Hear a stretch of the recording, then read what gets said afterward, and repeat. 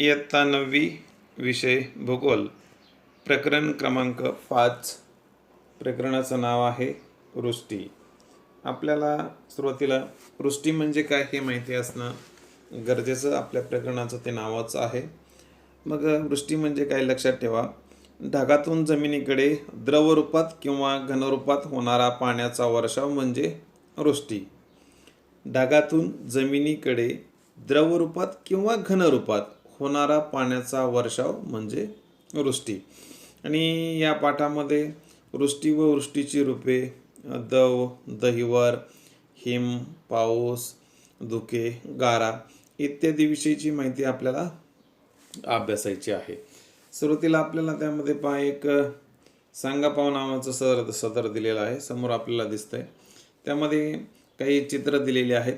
त्या चित्रांचं आपल्याला निरीक्षण करायचं आहे आणि प्रत्येक चित्राचं वर्णन करणारी काही एक वाक्य त्या ठिकाणी दिलेलं आहे आणि तुम्ही या चित्राचं आणखी काही वाक्यात वर्णन करायचं आहे. आणि खाली एक प्रश्न दिलेला आहे पहा. त्या प्रश्नांचं पण आपल्याला उत्तर मिळवायचं म्हणजे चर्चा करून. असो तर मग सुरुवातीचं चित्र पहा. या ठिकाणी त्याचं त्याविषयीचं एक वर्णन करणारं एक वाक्य दिलेलं आहे.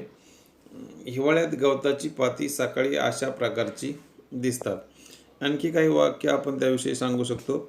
हे गवताच्या पात्यावरील पाण्याचे थेंब सकाळीच चमकतात आणि हे थेंब आपल्याला सकाळीच दिसतात आणि चालताना पाय ओले होतात इतकं हे पाणी या गवताच्या पात्यावरती असतं. अशा प्रकारे त्याचं आणखी वर्णन आपण करू शकतो. त्यानंतर एक प्रश्न विचारलेला आहे पात्याखाली, गवताच्या पातीवरील हे पाणी कुठून आले असेल? तर गवताच्या पात्यावरील हे पाणी हवेतील बाष्पामुळे येते. रात्री किंवा पहाटे तापमान कमी झाल्यामुळं गवताची पाती, झाडाची पानं खूप थंड होतात आणि त्यामुळं मग हवेमध्ये असलेलं बाष्प, त्या बाष्पाचं सांद्रीभवन होऊन त्याचं जलकणामध्ये रूपांतर होतं आणि ही क्रिया प्रत्यक्ष पात्यावर झाल्याने हे जे जलकण असतात ते पात्यावरच असतात. सांद्रीभवन म्हणजेच बाष्पाचं पाण्यात रूपांतर होणं. अशा प्रकारे हे गवताच्या पात्यावरील पाणी जमा होत असतं. त्यानंतर दुसरं चित्र आहे पात्यामध्ये. त्याविषयी पण एक वाक्य त्या ठिकाणी दिलेलं आहे. काश्मीर येथे हिवाळ्यात सर्वत्र हिम आढळते. आणखी काही वर्णन आपण त्याचं करू शकतो. या हिमवृष्टीमुळे सर्वत्र हिमाची पांढरी शुभ्र अशी चादर पसरल्यासारखं दिसतं. पर्यटक या हिमवृष्टीचा आनंद घेत असतात. त्यासाठी वेगवेगळ्या भागातून पर्यटक या ठिकाणी येत असतात. त्यानंतर त्याखाली एक प्रश्न दिलेला आहे पहा. आपल्या परिसरात अशी हिम का आढळत नाही? तर त्याचं उत्तर असं आहे की हवेतील बाष्पाचे हिमकणात रूपांतर होण्यासाठी तापमान हे गोठणबिंदूच्या खाली असणं गरजेचं असतं. म्हणजेच तापमान 0°C कमी असावं लागतं तरच संप्लवनाची क्रिया घडते, म्हणजे हिमवृष्टी होऊ शकते. मात्र आपल्या परिसरामध्ये म्हणजे महाराष्ट्रात हिवाळ्यात तापमान कमी असलं तरी ते गोठणबिंदूच्या खाली जात नाही. त्यामुळे हिमकणांची निर्मिती होत नाही व हिमवृष्टी होत नाही. त्यानंतर पुढे एक चित्र दिलेलं आहे पहा. त्याच्याविषयी पण एक वाक्य त्या ठिकाणी दिलेलं आहे. आपल्याकडे साधारणपणे जून ते सप्टेंबर या काळात पाऊस पडतो. त्याचं आणखी काही वाक्यामध्ये आपण वर्णन करू शकतो की हा पाऊस हा मोसमी स्वरूपाचा पाऊस असतो, जून ते सप्टेंबरमध्ये पडणारा. आणि भारतामध्ये याच कालावधीमध्ये सर्वाधिक पाऊस म्हणजे सर्वात जास्त पाऊस पडतो. म्हणून याच पावसाळ्याचे दिवस असं सुद्धा म्हणतात. आणि हा पाऊस संपूर्ण भारतामध्ये सर्व ठिकाणी पडत असतो. त्यानंतर एक वाक्य दिलेलं आहे पहा. प्रश्न विचारलेला आहे पहा. दिसत असेल आपल्याला, पावसाचे थेंब कसे तयार होत असतील?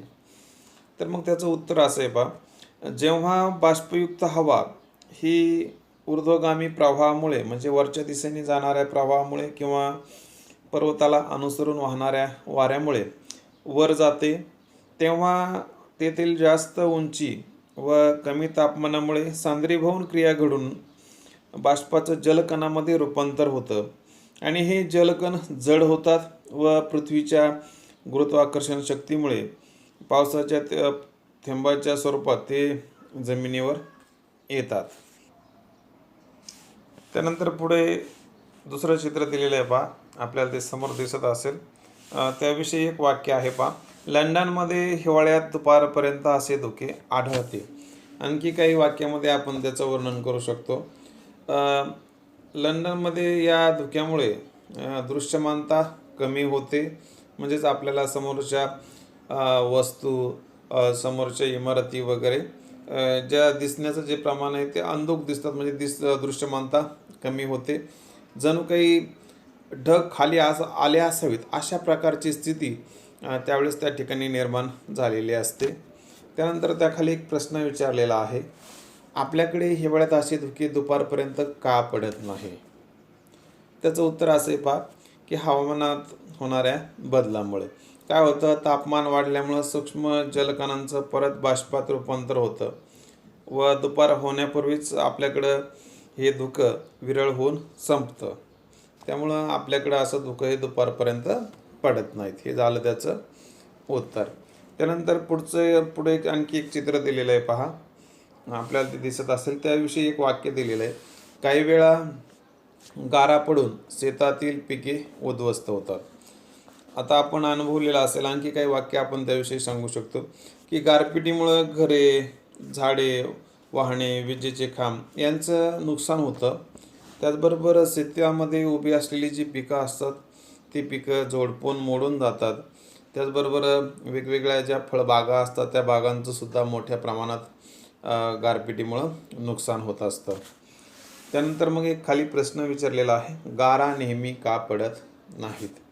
मग त्या प्रश्नाचं उत्तर आहे पहा की गारांची निर्मिती होण्यासाठी ऊर्ध्वगामी प्रवाह निर्माण व्हावे लागतात आणि बाष्पाचं प्रमाणही जास्त लागतं आणि अशी परिस्थिती नेहमी निर्माण होत नाही. त्यामुळं गारा नेहमी पडत नाहीत. हे झालं त्याचं उत्तर. त्यानंतर आपल्याला भौगोलिक स्पष्टीकरण दिलेलं आहे पहा. पृथ्वीचा 70.8% भाग हा जलयुक्त आहे आणि पृथ्वीवरील या जलसाठ्याचं वितरण असमान आहे. काही ठिकाणी जलसाठे मर्यादित आहेत तर काही ठिकाणी ते मुबलक आहेत. आणि आपण हे जे 5.1 मध्ये जे काही वृष्टीचं रूपं दाखवलेली आहेत या वेगवेगळ्या प्रकारची, ती रूपं आपण हे वेगवेगळ्या प्रकारचे जलाविष्कार आपण अनुभवत असतो आणि वातावरणातील बाष्पामुळे हे आविष्कार घडत असतात. म्हणजे पाणी हे वेगवेगळ्या रूपात पृथ्वीवर येत असतं. म्हणजे हिम, गारा, धुके, पाऊस यासारख्या रूपात पाणी जमिनीवर येत असतं आणि हे सगळ्या गोष्टी बाष्पाच्या प्रमाणावर अवलंबून असतात. हवामानात होणाऱ्या बदलानुसार पुढील काही जलाविष्कार आढळतात. काय होतं, आपण अनेक वेळा अनुभवत असतो हे की हिवाळ्यामध्ये सकाळी दव पडतं, जास्त उंचीवरील प्रदेशामध्ये हिम पडतं, तसंच कुठे कुठे म्हणजे काही ठिकाणी पाऊस पडतो, काही प्रदेशामध्ये दाट असं धुकं पडतं, तर काही प्रदेशामध्ये अचानक गारा पडून पिकांचं नुकसानसुद्धा होतं. हे सगळे वेगवेगळे जलाविष्कार आपण अनुभवत असतो, कुठंतरी आपण हे पाहिलेले असतात. त्यानंतर पुढचा मुद्दा आहे वृष्टी. आणि आपण सुरुवातीलाच पाहिलं होतं वृष्टी म्हणजे काय, सांगता येईल आणि आपल्या लक्षातही राहील. ढगातून जमिनीकडे द्रवरूपात किंवा घनरूपात पाण्याचा होणारा वर्षाव म्हणजे वृष्टी. हिम, गारा, पाऊस, पर्जन्य ही वृष्टीची वेगवेगळ्या प्रकारची प्रमुख रूपं आहेत. ही वृष्टीची सगळी वेगवेगळी रूपं आहेत. आकृती 5.1 मध्ये दिलेली छायाचित्र आता इथे दिसतंय पहा समोर आपल्याला, ते आपण पाहून ही वृष्टीची वेगवेगळी रूपं आपल्या लक्षात येतील. ते चित्र पाहिल्यानंतर मग हे 5.1 मध्ये दिलेल्या चित्रांचं निरीक्षण करा, म्हणजे तुम्हाला वृष्टीची वेगवेगळी रूपं पण पाहायला मिळतील. मग आपण त्याचा सविस्तर विचार करणार आहोत एकेका रूपाचा. सुरुवातीला पहिलं वृष्टीचं रूप आपल्याला पाहायचं आहे, त्याचं नाव आहे हिम. वातावरणातील हवेचे तापमान जेव्हा गोठणबिंदू खाली जातं तेव्हा हवेतील बाष्पाचे थेट हिमकणात रूपांतर होते आणि या क्रियेला संप्लवन असं म्हणतात. म्हणजे हवेमध्ये जे बाष्प असतं ते बाष्प ज्यावेळेस तापमान हे गोठणबिंदू खाली जातं त्यावेळेस बाष्पाचं जलकणात रूपांतर न होता डायरेक्ट हिमकणामध्ये रूपांतर होतं. त्या क्रियेला संप्लवन असे म्हणतात. आणि या क्रियेत वायुरूपातील बाष्प हे घनरूपात रूपांतरित होतं. अशा घनरूपातील वृष्टीला हिमवृष्टी असे म्हणतात. मग आपल्याला लक्षात येईल की आपण हिमवृष्टी कशाला म्हणतो, की वायुरूपातील बाष्प घनरूपात रूपांतरित होतं आणि अशा घनरूपातील वृष्टीला हिमवृष्टी असं म्हणतात. उच्च अक्षवृत्तीय प्रदेशात व समशीतोष्ण प्रदेशामध्ये समुद्रसपाटीपर्यंत हिमवृष्टी होते. तर उष्ण कटिबंधात सुमारे म्हणजे अंदाजे 5000 मीटरपेक्षा जास्त उंचीवर हिमवृष्टी होते. या गोष्टी पण आपण लक्षात ठेवायच्या आहेत की उच्च अक्षवृत्तीय प्रदेशामध्ये समशीतोष्ण प्रदेशामध्ये समुद्रसपाटीपर्यंत ही हिमवृष्टी होते. परंतु उष्ण कटिबंधात मात्र 5000 मीटरपेक्षा जास्त उंचीवरच हिमवृष्टी होते. आणि हिम घनस्वरूपात असल्यानं ते पाण्याप्रमाणे वाहून जात नाही. तर त्याचं काय होतं, त्याचे थरावर थर साचतात आणि हिम मोठ्या प्रमाणात साचल्यावर अनेक वेळा त्या प्रदेशातील वाहतूक व संदेशवहन सेवा कोलमडून पडतात. आपल्याला चित्रामध्ये दिसत असेल हिमवर्षाव, की ज्यावेळेस हिम मोठ्या प्रमाणात असतं त्यावेळेस त्या प्रदेशामधील वाहतूक संदेशवहन या ज्या सेवा असतात त्या बंद पडतात. हिम प्रदेशामध्ये राहणारे जे लोक आहेत त्या लोकांना हिमदाह होण्यापासून सतत काळजी घ्यावी लागते. हिमदाह म्हणजे उती किंवा पेशी गोठणं होय आणि हा परिणाम सहसा हात, पाय व चेहऱ्यावरच्या त्वचेवर होतो. हिम वितळल्यावर त्यापासून त्या प्रदेशाला पाणी मिळतं. म्हणजे ज्या प्रदेशात हिमवृष्टी होते त्या प्रदेशाला वितळल्यानंतर त्यापासून त्या प्रदेशाला पाणी मिळतं. त्यानंतर तुम्हाला माहिती आहे का, तुम्हाला नावाचं एक सदर दिलेलं आहे, त्यामध्ये अतिशय महत्त्वाची अशी माहिती दिलेली आहे, ती आपण पाहू. हिम व बर्फ यामध्ये फरक असतो. उच्च अक्षवृत्तीय व अतिउंचीवरील प्रदेशात जेथे हवामान 0°C कमी आढळते तेथे हिमवर्षावाच्या स्वरूपात वृष्टी होते. आणि महत्त्वाचा फरक हिम आणि बर्फामधला तो म्हणजे हिम भुसभुशीत व अपारदर्शक असतं आणि बर्फ हे घनरूप आणि पारदर्शक असतं. या हिमाचे थरावर थर साचतात आणि थरांच्या दाबामुळं काय होतं, हिमाचे जे खालचे थर असतात ते एकसंध बनतात. म्हणजे वरच्या थराचे खालच्या थरावर दाब पडतो त्यामुळं खालचे थर हे एकसंध भरीव आणि पारदर्शक बनतात. अशा रीतीने तयार झालेला भरीव पारदर्शक हिमासच आपण बर्फ असं म्हणतो. तापमान गोठणबिंदूपेक्षा कमी झाल्यास जलाशयावर बर्फाचा थर तयार होतो आणि असा बर्फ जलाशयाच्या पृष्ठभागावर तरंगतो आणि या बर्फाचा हिमवृष्टीशी थेट संबंध नसतो. म्हणजे त्यावेळेस काय होतं तापमान ज्यावेळेस गोठणबिंदूपेक्षा कमी होतं त्यावेळेस जे जलाशय असतात म्हणजे समुद्र वगैरे त्याच्या वरचा भाग त्याच्यावर बर्फाचा थर तयार होतो आणि असा बर्फ जलाशयाच्या म्हणजे त्या पाण्याच्या वरच्या भागावर तरंगतो. परंतु महत्त्वाची गोष्ट, या बर्फाचा हिमवृष्टीशी डायरेक्ट संबंध नसतो. त्यानंतर पुढचा मुद्दा आहे गारा.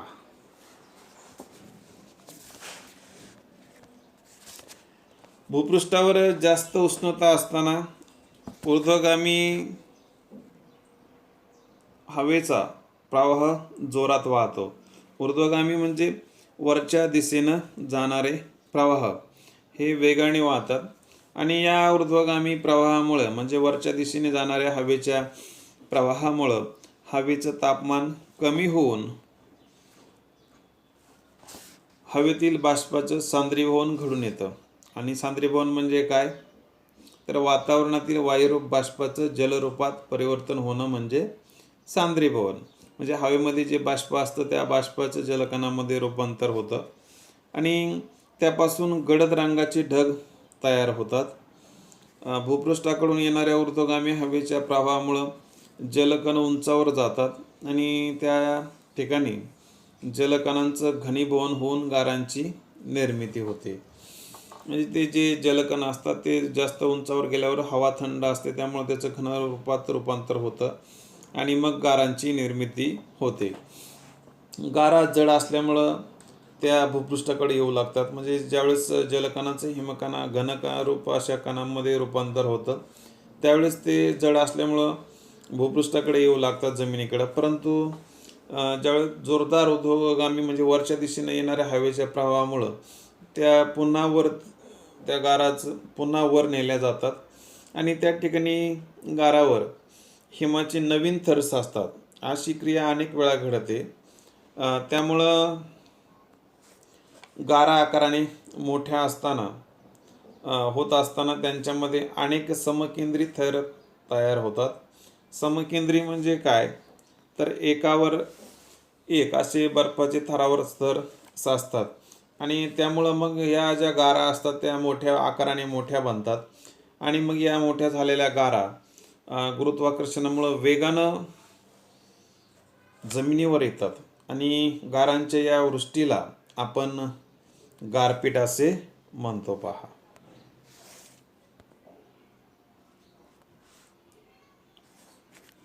गारपिटीमुळे अनेकदा पिकांचं अतोनात नुकसान होतं, तसंच जीवित व वित्तहानीसुद्धा मोठ्या प्रमाणामध्ये होत असते. हे आत्ताच आपण पाहिलेलं आहे. त्यानंतर पुढे आपल्याला जरा विचार करा नावाचं एक सदर दिलेलं आहे. पहा, त्यामध्ये एक प्रश्न दिलेला आहे. पावसापासून संरक्षण होण्यासाठी आपण रेनकोट किंवा छत्री वापरतो, तर मग गारपिटीपासून संरक्षण होण्यासाठी तुम्ही काय कराल? तर अर्थातच ज्यावेळेस गारपीट असेल त्यावेळेस आपण मजबूत अशा वस्तू किंवा घराचा आसरा घेणं गरजेचं असतं. त्याचबरोबर आपण ब्लँकेटचा वापर करू शकतो आणि मजबूत अशा वस्तूंच्या माध्यमातून आपण डोक्यांचा गारापासून बचाव करू शकतो. भारत, आफ्रिका, आग्नेय आशियाच्या काही भागामध्ये उन्हाळ्यात गारा पडतात. महत्त्वाच्या गोष्टी लक्षात ठेवा. विषुववृत्तावर गारा पडत नाहीत, कारण वातावरणात खूप जास्त उष्णता असते. त्याचबरोबर शीतकटिबंधात गारा पडत नाहीत, कारण तेथे हवेचे ऊर्ध्वगामी प्रवाह नसतात, म्हणजे वरच्या दिशेने जाणारे प्रवाह तयार होत नाहीत. त्यामुळं भारत, आफ्रिका, आग्नेय आशिया अशा उष्णकटिबंधातील काही प्रदेशामध्ये उन्हाळ्यात गारा पडतात. त्यानंतर आपल्याला करून पहा नावाचं एक सदर दिलेलं आहे. पहा, त्या ठिकाणी दिसतंय आपल्याला. त्यामध्ये चला पाऊस पाडूया, म्हणजेच थोडक्यात पाऊस कशा पद्धतीने पडतो हे आपल्याला एका प्रयोगाच्या साहाय्यानं अभ्यासायचं आहे. त्यामध्ये मग एक प्रयोग दिलेला आहे. पहा, त्यासाठी काही साहित्य आपल्याला घ्यायचं आहे. त्यामध्ये धातूचे झाकण असलेली काचेची बरणी, खिळा, हातोडा, गरम पाणी, बर्फाचे खडे, मूठभर खडे मीठ एवढं साहित्य आपल्याला घ्यायचं आहे. हे साहित्य घेतल्यानंतर आपल्याला काही कृती करायला सांगितलेली. पहा, धातूचे झाकण असलेली काचेची बरणी घ्या. या बरणीचं झाकण बाजूला काढा. या झाकणाला वरच्या बाजूस खिळा व हातोडीच्या साहाय्यानं टोचे पाडा आणि महत्त्वाची गोष्ट, टोचे पाडताना झाकणाला छिद्र पडणार नाहीत याची आपण काळजी घ्या. त्यानंतर बरणीत 1/3 भागापर्यंत वाफळलेलं पाणी, म्हणजे उकळलेलं नको असं पाणी त्यामध्ये भरायचं आहे. त्यानंतर आता काचेच्या बरणीवर टोचे पाडलेलं झाकण घट्ट बसवा. बरणीतील पाण्याची वाफ बाहेर पडणार नाही याची दक्षता, म्हणजे याची खबरदारी, याची काळजी आपण घ्यायची आहे.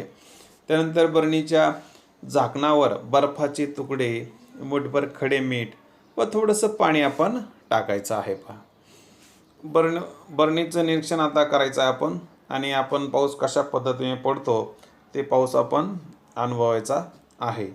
पाऊस अनुभवण्यासाठी किमान 10 ते 15 मिनिटांचा काळ आपल्याला लागू शकेल, हे पण लक्षात ठेवा. म्हणजे हे सगळी कृती केल्यानंतर लगेच आपल्याला पाऊस अनुभवता येणार नाही.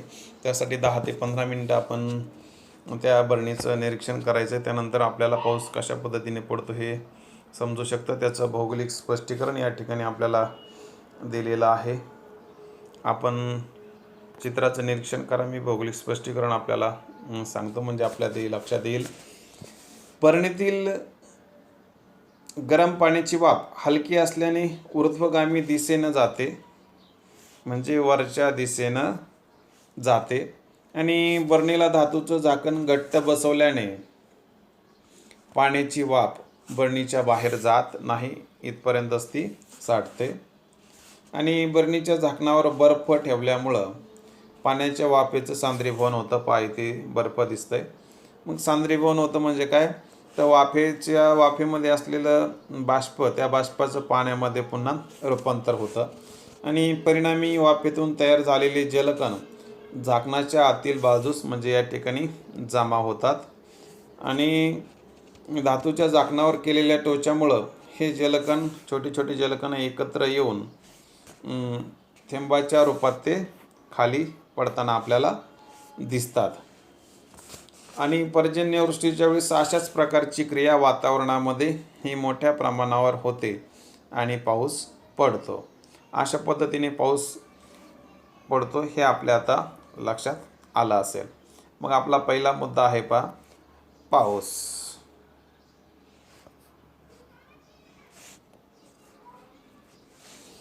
आपल्याला पाणी मुख्यतः पावसाच्या स्वरूपात उपलब्ध होतं, म्हणजे आपल्याला मुख्यतः पाणी हे पावसाच्या रूपातच मिळतं.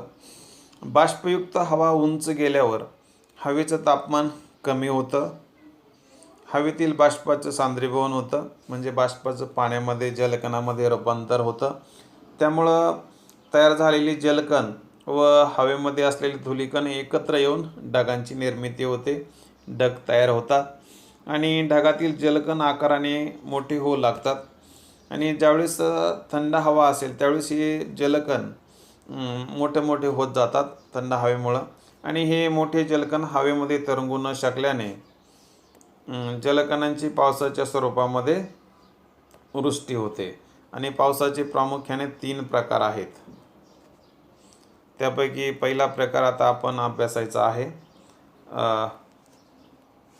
आरोह किंवा अभिसरण पाऊस. मग आरोह किंवा अभिसरण पाऊस आपण कशाला म्हणतो लक्षात ठेवा. विषुववृत्तीय प्रदेशामध्ये सूर्याच्या उष्णतेमुळं भूपृष्ठ तापतं, म्हणजे विषुववृत्तीय प्रदेशामध्ये वर्षभर सूर्यकिरण हे लंबरूप पडतात, त्यामुळं जास्त तापमान असतं, त्यामुळं भूपृष्ठ तापतं आणि भूपृष्ठालगतची हवा तापते आणि हवा तापल्याने प्रसरण पाहून हवा हलकी होते व ती उंच जाऊ लागते. त्याचबरोबर बाष्पीभवन मोठ्या प्रमाणात होतं उष्णता जास्त असल्यामुळं, आणि ही बाष्पयुक्त हवा हलकी होऊन वर जाते. उंचावर थंड हवेची बाष्पधारण क्षमता कमी असते आणि त्यामुळं मग सांद्रीभवन क्रिया घडून येते, म्हणजे हवेमध्ये असलेल्या बाष्पाचं छोट्या छोट्या जलकणामध्ये रूपांतर होतं. हवा जसजशी थंड होईल तसतसे जलकण मोठे बनतात आणि ते पावसाच्या स्वरूपावर जमिनीवर पडतात. असा प्रकारचा पाऊस म्हणजे आरोह किंवा अभिसरण पाऊस. लक्षात ठेवा, विषुववृत्तीय प्रदेशामध्ये सूर्यकिरण ते लंबरूप पडतात, त्यामुळं हवा जास्त तापमान असतं, त्यामुळं भूपृष्ठ तापतं, हवा तापते, बाष्पीभवन क्रिया मोठ्या प्रमाणात होते आणि बाष्पयुक्त हलकी हवा वर जाते, ऊर्ध्वगामी प्रवाह निर्माण होतात आणि उंचावर हवा थंड असते आणि थंड हवेची बाष्पधारण क्षमता कमी असते. मग त्या ठिकाणी थंड हवेमुळं सांद्रीभवन क्रिया घडून येते, म्हणजे हवेतील बाष्पाचं जलकणामध्ये रूपांतर होतं. हे जलकण मोठे बनतात आणि ते पावसाच्या रूपात जमिनीवर पडतात. असा पाऊस म्हणजे असा पाऊस त्याला आपण आरोह किंवा अभिसरण पाऊस असं म्हणतो. हे थोडक्यात लक्षात ठेवायचं आहे. भूपृष्ठ लवकर तापतं या गुणधर्मानुसार विषुववृत्तीय प्रदेशातील भूपृष्ठ दुपारपर्यंत खूपच तापतं आणि अभिसरण क्रिया घडून भूपृष्ठावर दुपारनंतर पाऊस पडतो. विषुववृत्तीय प्रदेशामध्ये आरोह प्रकारचा पाऊस पडतो आणि या प्रकारचा पाऊस मर्यादित क्षेत्रावर पडतो, म्हणजे पृथ्वीच्या फार कमी क्षेत्रावर अशा प्रकारचा आरोह पाऊस पडतो. मग आरोह किंवा अभिसरण पाऊस आपल्याला चित्रात दिसतोय. या पावसाची काही वैशिष्ट्ये आहेत. विषुववृत्तीय प्रदेशात रोज दुपारी आरोह प्रकारचा पाऊस पडतो. आरोह पावसात ढगांचा गडगडाट तसेच विजांचा कडकडाट होत असतो. दक्षिण आफ्रिकेत कांगो नदीचं खोरं, दक्षिण अमेरिकेमध्ये ॲमेझॉन नदीचं खोरं हे आरोह प्रकारच्या पावसाचे प्रदेश आहेत. स्थानिक पाऊस आणि मर्यादित क्षेत्रामध्ये पडणारा पाऊस हा आरोह किंवा अभिसरण पाऊस, आणि या पावसाची निश्चितताही जास्त असते. ही काही या अभिसरण किंवा आरोह पावसाची वैशिष्ट्ये आहेत, ती लक्षात ठेवायची. त्यानंतर आपल्याला त्यामध्ये जरा विचार करा नावाचं एक सदर दिलेलं आहे. त्यामध्ये एक प्रश्न आपल्याला विचारलेला आहे. हवेच्या अभिसरण क्रियेमुळे विषुववृत्तीय भूभागात बहुधा दुपारनंतर पाऊस पडतो, परंतु तेथील समुद्रावर अभिसरण पाऊस दुपारी का पडत नाही? तर त्याचं उत्तर असं आहे पहा. भूपृष्ठ लवकर तापतं. या गुणधर्मानुसार विषुववृत्तीय प्रदेशातील भूपृष्ठ दुपारपर्यंत खूपच तापतं आणि अभिसरण क्रिया होऊन भूपृष्ठावर दुपारनंतर पाऊस पडतो. या तुलनेत समुद्रावर अभिसरण क्रिया दुपारपर्यंत सुरूच होत नाही, कारण पाणी सावकाश तापतं आणि त्यामुळं मग विषुववृत्तीय समुद्रावर दुपारी अभिसरण पाऊस पडत नाही. हे झालं या प्रश्नाचं उत्तर. त्यानंतर पुढचा पावसाचा म्हणजे दुसरा पावसाचा प्रकार आहे तो म्हणजे प्रतिरोध पाऊस. मग थोडक्यात लक्षात ठेवायचं, आपण प्रतिरोध पाऊस कशाला म्हणतो? पर्वतरांगांच्या अडथळ्यामुळे पडणाऱ्या पावसाला प्रतिरोध पाऊस असे म्हणतात. थोडक्यात लक्षात ठेवायचं, प्रतिरोध पाऊस म्हणजे काय? समुद्रावरून किंवा मोठ्या जलाशयावरून येणारे वारे बाष्पयुक्त असतात आणि त्यांच्या मार्गामध्ये येणाऱ्या उंच पर्वतरांगामुळं ते अडवले जातात. आकृतीमध्ये दिसतंय पहा, इथे ते अडवले जातात आणि पर्वताला अनुसरून ते वरच्या दिशेनं पहा, मग इकडे पूर्व दिशेने जाऊ लागतात आणि परिणामी हवेचं तापमान कमी होतं व त्यातील बाष्पाचं सांद्रीभवन होतं. हे पहा, उंचावरती हवेची बाष्पधारण क्षमता कमी होते या भागामध्ये आणि पर्वतरांगांच्या अडथळ्यामुळे प्रतिरोध प्रकारचा पाऊस पडतो. पर्वतरांगांच्या वाऱ्याकडील बाजूवर जास्त प्रमाणात पाऊस पडतो पहा या भागामध्ये.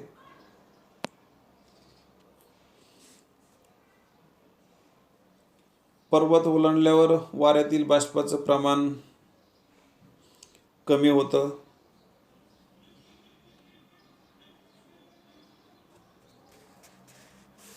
तसेच हवेची बाष्पधारण शक्ती वाढते. हे पहा, इथं दिसतंय आपल्याला. वाऱ्याच्या विरुद्ध दिशेकडील पर्वताच्या बाजूस पावसाचं प्रमाण त्यामुळं मग कमी होत जातं. हे पहा, एवढ्या भागामध्ये आपल्याला ते दिसतंय पावसाचं प्रमाण कमी होतं. त्यामुळं हा प्रदेश पर्जन्य छायेचा प्रदेश म्हणून ओळखला जातो. आकृतीमध्ये पाहून आपल्या हे लक्षात येईल, पर्जन्य छायेचा प्रदेश. जलाशय किंवा समुद्राकडून येणाऱ्या बाष्पयुक्त पर्वताच्या वाऱ्याकडील बाजूवर पाऊस पडतो. पर्वतमाथा ओलांडून वर जेव्हा हे वारे पर्वताच्या दुसऱ्या बाजूला जातात तेव्हा ते कोरडे होतात. कोरडे असल्यामुळं विरुद्ध बाजूला पावसाचं प्रमाण कमी होतं आणि कमी पावसाचे या प्रदेशाला पर्जन्य छायेचा प्रदेश असं म्हणतात. आता आकृतीत आपल्याला इथे तो पर्जन्य छायेचा प्रदेश दिसत असेल. भारतीय उपखंडाचा विचार करता मोसमी पावसाचा परिणाम मोठा असतो. याशिवाय आपण मागील काही इयत्तामध्ये हे शिकलेलो आहोत. या वाऱ्यांपासून भारतात पडणारा पाऊस हा प्रतिरोध प्रकारचा पाऊस आहे. आपल्याला आकृतीमध्ये दिसत असेल प्रतिरोध प्रकारचा पाऊस कसा पडतो. त्यानंतर आपल्याला सांगापाव नावाचं एक सदर त्यामध्ये दिलेलं आहे. त्यासाठी आपल्याला आकृती 5.5 ब या आकृतीचं निरीक्षण करायचं आहे आणि काही प्रश्न विचारले त्या प्रश्नांची उत्तरं द्यायची आहेत. महाराष्ट्रात कोणत्या प्रकारचा पाऊस पडतो असा पहिला प्रश्न विचारलेला आहे पहा.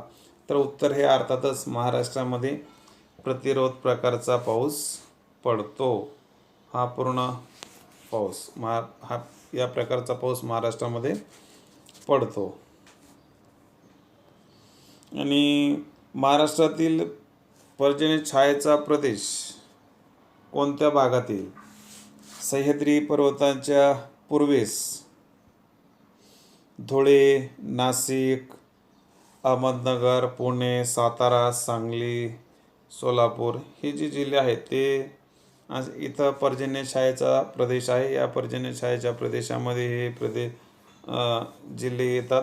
हा प्रदेश महाराष्ट्रातला पर्जन्य छायेचा प्रदेश म्हणून आपण ओळखतो. आकृतीचा विचार करता तुमच्या जिल्ह्यातील पर्जन्याबाबत अंदाज करा व चर्चा करा. आता आकृतीचा जर आपण विचार केला तर छायेच्या प्रदेशामध्ये, कारण आपण पाहिलं आताच प्रतिरोध पाऊस कशा प्रकारे पडतो. तो पर्वतात ज्या बाजूनं वाऱ्या वाहतात, पर्वताच्या अडथळ्यामुळं पडणारा हा पाऊस असतो आणि पर्वताच्या विरुद्ध बाजूला हे वारे कोरडे बनतात, बाष्पाचं प्रमाण कमी होतं, त्यामुळं त्या विरुद्ध बाजूला कमी पाऊस पडतो, अत्यंत कमी स्वरूपाचा पाऊस तो असतो. त्यामुळे त्या भागाला पर्जन्य छायेचा प्रदेश असं म्हटलं. त्यानंतर पावसाचा पुढचा प्रकार आहे आवर्त पाऊस. आपल्याला जो चित्रामध्ये दिसत असेल, आवर्त म्हणजे एखाद्या ठिकाणी हवेचा दाब आसपासच्या प्रदेशापेक्षा कमी होऊन त्यातून हवेची विशिष्ट अशी रचना तयार होते. आकृतीमध्ये आपल्याला दिसत असेल आणि या रचनेस आवर्त असे संबोधले जाते किंवा आवर्त असे म्हटले जाते. आणि आवर्ताच्या केंद्र भागाकडे आसपासच्या प्रदेशातून हवा चक्राकार पद्धतीने येऊ लागते व केंद्र भागातील हवा वर जाऊ लागते, म्हणजे हवा वरच्या दिशेने जायला लागते. आणि ही हवा उंच गेल्यावर तिथे तापमान कमी होऊन हवेतील बाष्पाचं सांद्रीभवन होतं व पाऊस पडतो. म्हणजेच हवेतील बाष्पाचं जलकणामध्ये रूपांतर होतं आणि पाऊस पडतो. अशा प्रकारे आवर्त पाऊस पडतो.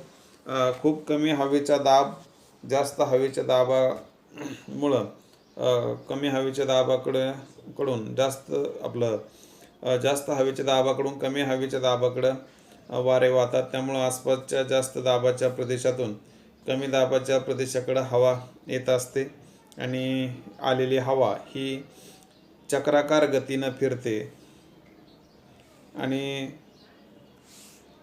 त्यातून हवेची विशिष्ट रचना तयार होते, त्यास आवर्त असे म्हणतात. आणि चक्राकार गतीनं येणाऱ्या या हवेमुळं आवर्ताला गती प्राप्त होते, वेग मिळतो आणि तेव्हा या चक्राकार गतीमुळं केंद्र भागातील हवा वर जाते, उंचावर जाते आणि ही हवा उंचीवर गेल्यावर तापमान कमी असल्यामुळं सांद्रीभवन होतं. वायुरूप बाष्पाचं जलरूपात जलकणामध्ये रूपांतर होतं व पाऊस पडतो. यास आवर्ताचा पाऊस असं म्हणतात. मग या आवर्ताच्या पावसाची काही वैशिष्ट्ये पण आहेत.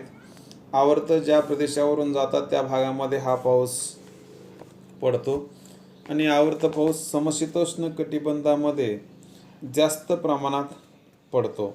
समशीतोष्ण कटिबंधात आवर्ताचा पाऊस जास्त पडतो आणि त्याचं क्षेत्रसुद्धा त्या भागामध्ये विस्तीर्ण म्हणजे खूप मोठं क्षेत्र त्याचं असतं. त्या मानाने उष्ण कटिबंधात पडणारा आवर्त पाऊस त्याचं क्षेत्र हे मर्यादित असतं आणि तो पाऊस वादळी स्वरूपाचा असतो. प्रतिरोध प्रकारचा पर्जन्य जगातील सर्वात जास्त भागामध्ये पडतो. म्हणजे प्रतिरोध प्रकारचा पाऊस जगामध्ये जास्तीत जास्त भागामध्ये पडणारा पाऊस म्हणजे प्रतिरोध प्रकारचा पाऊस. आणि आरोह हा पर्जन्य हा प्रादेशिक स्वरूपाचा म्हणजे ठराविक प्रदेशामध्ये पडणारा पाऊस म्हणजे आरोह किंवा त्याला आपण अभिसरण पाऊस असं म्हणतो. विषुववृत्तीय भागात पडणाऱ्या आरोह पर्जन्यामध्ये बरीच निश्चितता असते. त्या मानाने प्रतिरोध व आवर्त पर्जन्यामध्ये निश्चितता कमी असते, म्हणजे तो पाऊस निश्चितपणे पडेल तर असं सांगता येत नाही. त्यामुळं या प्रकारच्या पर्जन्य क्षेत्रांना काही वेळेस काय होतं, अतिवृष्टी होते, तर कधी पूर येतो, तर काही वेळा आवर्षण म्हणजे दुष्काळासारख्या परिस्थितींना तोंड द्यावं लागतं. अशा प्रकारच्या हे वेगवेगळ्या भागामध्ये वेगवेगळ्या प्रकारचा पाऊस पडत असतो. आता आपल्याला आकृती 5.7 इथं दिसते समोर आपल्याला. ही आकृती पाहायला सांगितलेली आहे. दिलेल्या जागतिक पर्जन्य वितरणाचा नकाशा काळजीपूर्वक आपण अभ्यासायचा या आकृतीमध्ये दिलेला, आणि काही प्रश्न विचारलेले आहेत, त्या प्रश्नांची उत्तरं पण आपल्याला द्यायची आहेत. तर कोणत्या प्रदेशात पावसाचं प्रमाण जास्त आहे? सुरुवातीला आकृतीचं निरीक्षण करा, त्यानंतर आपल्याला याचं उत्तर मिळेल. कोणत्या प्रदेशात पावसाचं प्रमाण जास्त आहे? तर विषुववृत्तीय प्रदेश, आग्नेय आशियाचा भाग, वायव्य युरोप, ऑस्ट्रेलियाचा पूर्व भाग, अमेरिकेचा पूर्व भाग, हे पाहिजे दिसतंय, ऑस्ट्रेलियाचा पूर्व भाग, अमेरिकेचा काही पूर्व भाग, या भागामध्ये हे पावसाचं प्रमाण हे जास्त आहे. त्याचबरोबर विषुववृत्तीय प्रदेशाचा काही भाग, या भागामध्ये हे पावसाचं प्रमाण जास्त आहे. त्यानंतर भारतीय द्वीपकल्पाच्या मध्य भागात पाऊस कमी असण्याची कारणे सांगा. तर त्याचे कारण असं आहे की दोन्ही किनारपट्ट्यापासून दूर असल्यामुळं हा द्वीपकल्पाच्या मध्य भागामध्ये पाऊस कमी पडतो. त्यानंतर तिसरा प्रश्न त्यामध्ये विचारलेला आहे की विषुववृत्ताजवळ असून देखील मध्य आफ्रिका खंडाच्या पश्चिम किनाऱ्यापेक्षा पूर्व भागात पाऊस जास्त असण्याचे कारण काय?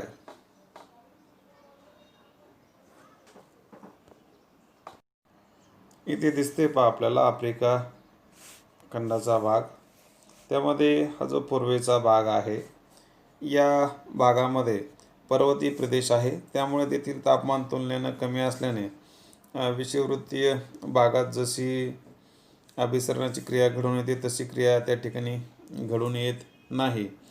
त्यामुळं मग या भागामध्ये पाऊस त्या मानाने कमी मिळतो या भागामध्ये. त्यानंतर पुढचा प्रश्न आहे त्यामध्ये, युरोप खंडाच्या पश्चिम भागात होणाऱ्या जास्त पावसाचं प्रमाण पूर्वेकडं कशामुळं कमी होत असेल? कारण तो भाग पर्वतीय प्रदेशाच्या पूर्वेकडं आहे, तसंच अटलांटिक महासागरापासून दूर आहे. त्यामुळं युरोप खंडाच्या पश्चिम भागात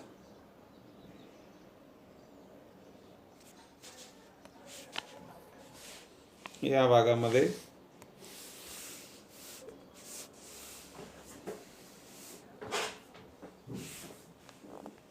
होणाऱ्या जास्त पावसाचं प्रमाण हे पूर्वेकडं कमी आहे. त्यानंतर पुढचा प्रश्न आहे त्यामध्ये, ऑस्ट्रेलिया खंडात केवळ पूर्व किनारपट्टीला पावसाचं प्रमाण कशामुळे जास्त असेल? प्रश्न असा आहे, ऑस्ट्रेलिया खंडात केवळ पूर्व किनारपट्टीला म्हणजे या बाजूला पावसाचं प्रमाण कशामुळं जास्त असेल? तर हा खंड दक्षिण गोलार्धात आहे व ऑस्ट्रेलियाची पूर्व किनारपट्टी व्यापारी व त्याच्या वाऱ्याच्या टापूमध्ये येते. त्यामुळं या भागामध्ये पावसाचं प्रमाण जास्त असेल. त्यानंतर आपल्याला जरा विचार करा नावाचं एक सदर दिलं आहे पुढं, इथे दिसते आपल्याला ते. जास्त पावसाचे प्रदेश उष्णकटिबंधातच मोठ्या प्रमाणावर का आहेत? असा प्रश्न आहे. त्याचं उत्तर असं आहे प्रखर उष्णता, त्याचबरोबर जास्त बाष्पीभवन आणि ऊर्ध्वगामी प्रवाह जास्त, त्यामुळं पावसाचं प्रमाण सुद्धा जास्त. त्यानंतर पुढं आपल्याला हे नेहमी लक्षात ठेवा सांगितलेलं आहे महत्त्वाची गोष्ट, वातावरणातील बाष्पाचं प्रमाण हवेचा दाब आणि तापमान हे घटक प्रदेशातील पावसाच्या प्रमाणावर परिणाम करतात. प्रदेशाची भूरचना व अक्षरवृत्ती स्थान यांचाही परिणाम पावसावर होत असतो. म्हणजे वेगवेगळ्या ठिकाणी कमी जास्त पाऊस होण्याची काही कारणं आहेत. त्यानंतर पाऊस मोजण्यासाठी पर्जन्यमापक आपल्याला आकृतीमध्ये दिसतंय. कशा पद्धतीने असतं ते पावसाचं प्रमाण मोजण्यासाठी. पाऊस मोजण्यासाठी हे उपकरण वापरतात, त्यास आपण पर्जन्यमापक असं म्हणतो. आपल्याला आकृतीमध्ये पर्जन्यमापक दिसत असेल. पर्जन्यमापकासाठी वापरलेलं नरसाळ हे विशिष्ट व्यासाचं असतं. इथे पहा, हे नरसाळ वापरलेलं आहे. या नरसाळ्यावर पडलेल्या पावसाचं पाणी पर्जन्यमापकात बसवलेल्या बाटलीत या ठिकाणी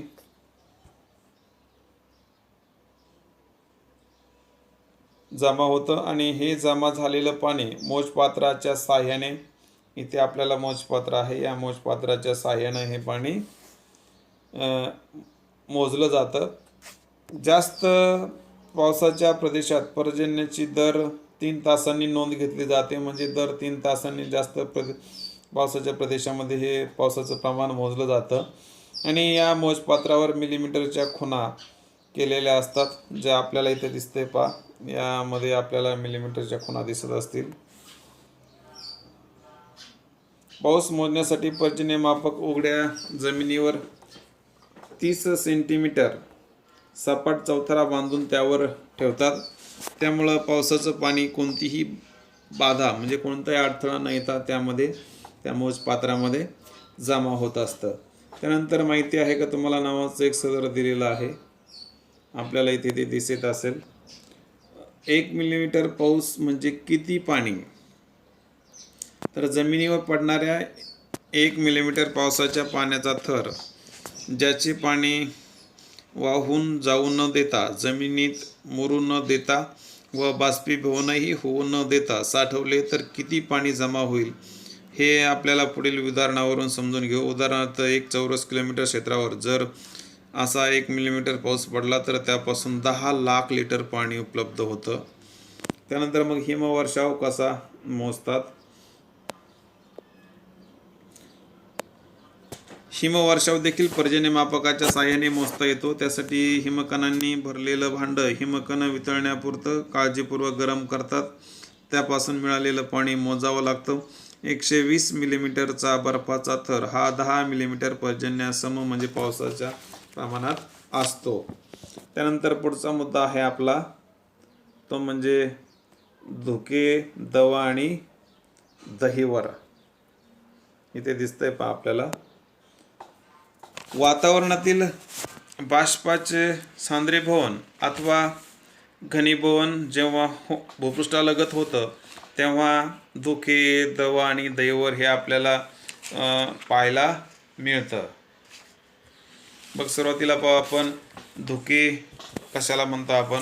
तर भूपृष्ठालगत जर सांद्रीभवनाची क्रिया घडून बाष्पाच्या सूक्ष्म अशा जलकणामध्ये रूपांतर होतं आणि हे सूक्ष्म जलकण हवेमध्ये तरंगतात आणि या सूक्ष्म जलकणांची घनता वाढल्यास धुकं तयार होतं. त्यानंतर दव.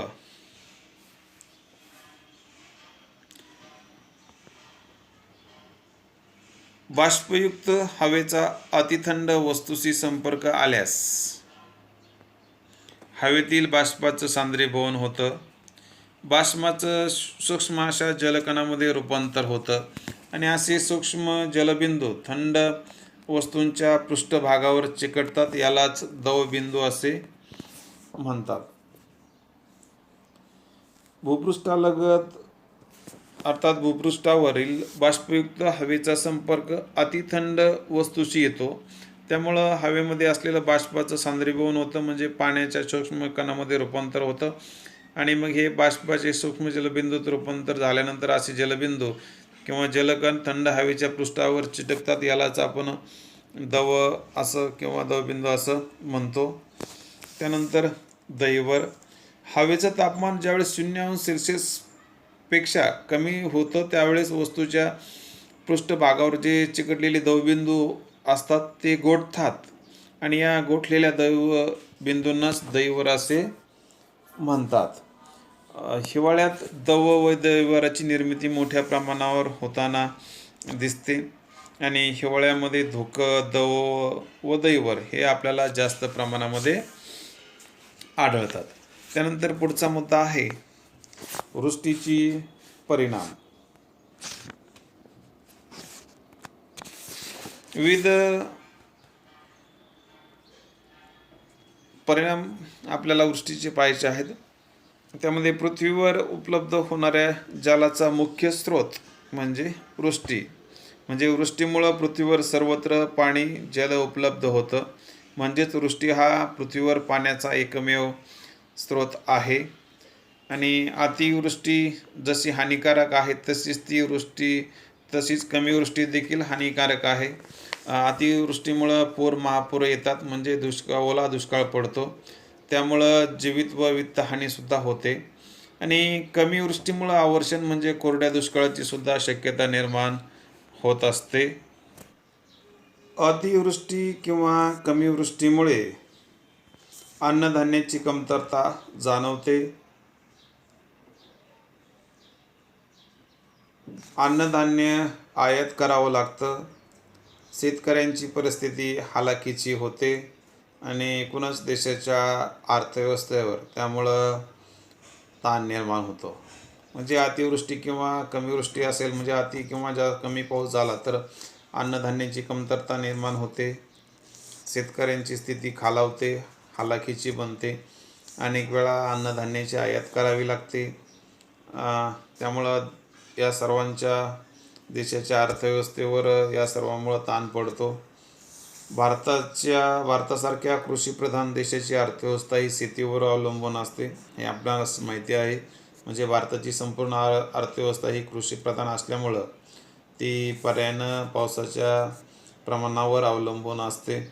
आणि भारतातील शेती ही मोठ्या प्रमाणामध्ये मोसमी पावसावर अवलंबून आहे. त्यामुळं भारतात होणारा पाऊस संपूर्ण देशासाठी महत्त्वाचा ठरतो. योग्य वेळी योग्य प्रमाणात पडणारा पाऊस शेतीचं उत्पन्न वाढवतो व अवकाळी पाऊस शेतीचं नुकसान करतो. भारतातील पाऊस बराचसा अनिश्चित स्वरूपाचा आहे. म्हणजे कुठं पडेल, किती प्रमाणात पडेल हे आपल्याला निश्चितपणे सांगता येत नाही. अतिशय दाट धुक्यामुळे दृश्यमानता कमी होते. म्हणजे समोरच्या वस्तू आपल्याला कमी प्रमाणात दिसतात. त्यामुळं मग लोहमार्ग, जलमार्ग व हवाई मार्ग यांच्यावर विपरीत परिणाम होत असतो. धुक्यामुळे अनेक वेळा अपघातही होत असतात आणि अनेक वेळा अपघात होण्याची परिस्थितीसुद्धा निर्माण होत असते. गाड्या, विमाने, वाहतूक इत्यादी सेवासुद्धा आपल्याला दाट धुका असेल तर रद्द कराव्या लागतात. आणि दैवर हे पिकांना मारक ठरतं, म्हणजे त्रासदायक ठरतं. तसंच रस्त्यावर पसरल्यास अपघात होण्याची सुद्धा शक्यता असते. दव आणि धुक्याने रोगराईसुद्धा पसरते आणि शेतीतील पिकांचं मोठ्या प्रमाणामध्ये नुकसान होत असतं. तर काही पिकांसाठी दव हे उपयुक्त म्हणजे फायद्याचं सुद्धा असतं. त्यानंतर पुढचा मुद्दा आहे, शेवटचा मुद्दा आहे या प्रकरणातला, आम्ल पाऊस. औद्योगिक क्षेत्रातील प्रदूषणामुळे विविध वायू हवेमध्ये मिसळले जातात आणि या वायूंची हवेतील बाष्पाशी रासायनिक क्रिया होऊन वेगवेगळे आम्ल तयार होतात. उदाहरणार्थ नायट्रिक आम्ल, सल्फ्युरिक आम्ल इत्यादी. पावसाच्या पाण्यात विरघळलेली आम्ले ही पावसासोबत खाली पडतात आणि या आम्लासह पडणाऱ्या पावसालाच आम्लपर्जन्य असं म्हणतात. आणि असा पाऊस सर्व सजीव आणि निर्जीव यांसाठी हानिकारक असतो. आम्लासह पडणारा पाऊस म्हणजे आम्ल पाऊस किंवा आम्लवर्षा असं लक्षात ठेवायचे. आणि प्रदूषणामुळं हवेमध्ये असलेले विषारी वायू, त्या वायूंची बाष्पाशी रासायनिक क्रिया होऊन नायट्रिक किंवा सल्फ्युरिक यासारखे आम्ल तयार होतात आणि मग हे आम्ल पावसाच्या पाण्यात विरघळून आम्लवर्षेच्या स्वरूपामध्ये जमिनीवर पडतात. आम्ल पाऊस सजीव आणि निर्जीव या दोन्हींसाठी हानिकारक असतो. त्यानंतर शेवटी आपल्याला पहा बरं जमतं का नावाचं एक सदर दिलेलं आहे. त्यामध्ये आम्ल पर्जन्याच्या होणाऱ्या दुष्परिणामांची माहिती मिळवायला सांगितलेली आहे. तर आम्ल पर्जन्याचे दुष्परिणाम असे आहेत पहा. आम्ल पर्जन्यामुळं जलप्रदूषण होतं. प्रदूषित जलाशयातील मासे व जलचरांचा मृत्यू होतो. आम्लवर्षामुळं झाडाची पानं करपटतात, जळतात व पुढे गळून पडतात. प्रसंगी झाडंसुद्धा मरतात. पशुपक्ष्यांनाही आम्लवर्षामुळे हानी पोहोचते. आम्लवर्षामुळं किंवा आम्लपर्जन्यामुळं मृदेतील सूक्ष्मजीव मरतात. मृदा आम्लधर्मी बनते व मृदेची जी सुपीकता आहे ती कमी होते. आम्लपर्जन्यामुळं इमारती, लोखंडी पूल, वाहतुकीचे मार्ग, शहरात उभारलेले विविध पुतळे यावर सुद्धा रासायनिक प्रक्रिया होऊन सर्वांचं अतोनात असं नुकसान होतं. अशा पद्धतीने आपण हे वृष्टी नावाचं प्रकरण अभ्यासलेलं आहे. व्हिडिओ शेवटपर्यंत पहा. पुन्हा पुन्हा पाहून पाठ्यपुस्तक समोर ठेवून पाठ समजावून घ्या. व्हिडिओ आवडल्यास लाईक आणि शेअर करायला विसरू नका. धन्यवाद.